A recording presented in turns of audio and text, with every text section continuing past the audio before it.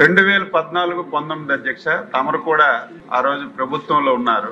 మత్స్యకారులకి ఒక స్వర్ణయుగం అధ్యక్ష.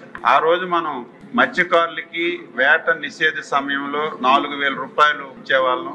గ్రామాల్లో ఉన్నటువంటి సొసైటీ వాళ్ళందరికీ సమావేశాలు పెట్టి మీరు చేపలు పట్టుకోవాలంటే ఏ ఐటమ్స్ కావాలి, ఆ ఐటమ్స్ కూడా మీరే సెలెక్ట్ చేసుకోండి, ఏ కంపెనీది కావాలని చెప్పి ఎగ్జిబిషన్స్ పెట్టి మనం వాళ్ళందరికీ కూడా చేపలు పట్టుకోవడానికి కావాల్సినటువంటి పరికరాలన్నీ కూడా అందించాం అధ్యక్ష. దురదృష్టవశాత్తు 2019లో వైసీపీ ప్రభుత్వం వచ్చింది. ఆ ప్రభుత్వం గురించి చెప్పడానికి నాకు ఇష్టం ఉండదు, కానీ ప్రజలకి, సభ్యులకి, ఈ రాష్ట్రంలో ఉన్నటువంటి మత్స్యకారులు కూడా తెలియచేయవలసినటువంటి బాధ్యత సభ్యుడిగా, మంత్రిగా నాపై ఉంది అధ్యక్ష. 2019 తర్వాత ఒకే పథకం అధ్యక్ష. మనం ఇచ్చినటువంటి 4,000 రూపాయలు 10,000 రూపాయలు పెంచి వేట నిషేధ సమయానికి భృతి ఇవ్వడం తప్ప 5 సంవత్సరాల్లో ఈ రాష్ట్రంలో ఒక్క మత్స్యకారుడికి ఒక బోటు గాని, ఒక వల గాని, ఒక వాహనం గాని ఇచ్చినటువంటి దాఖలాలు లేవు అధ్యక్ష. ఎంత దారుణం అంటే అమ్మ పెట్టదు అడుక్కు తిన్నట్టుగా వీళ్ళు ఇవ్వలేదు.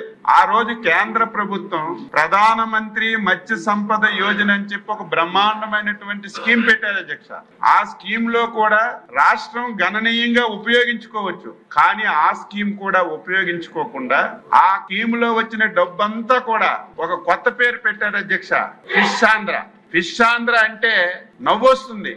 ఎందుకు పెట్టారో తెలియదు, ఎవరు గురించి పెట్టారో తెలియదు, ఎంత డబ్బులు ఖర్చు పెట్టారో తెలియదు. ఆ పరిస్థితిలో 5 సంవత్సరాల్లో కేంద్ర ప్రభుత్వం ఇచ్చినటువంటి ప్రధానమంత్రి మత్స్య సంపద యోజనలో వచ్చిన పైసలన్నీ ఆ ఫిష్ ఆంధ్రాకు డైవర్ట్ చేసి ఫిష్ ఆంధ్ర కింద షాపులు పెట్టారు అధ్యక్ష.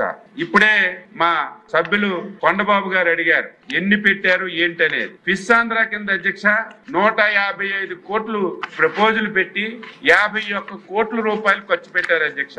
అందులో పెద్దవి ఒక 8 షాపులు పెట్టారు అధ్యక్ష.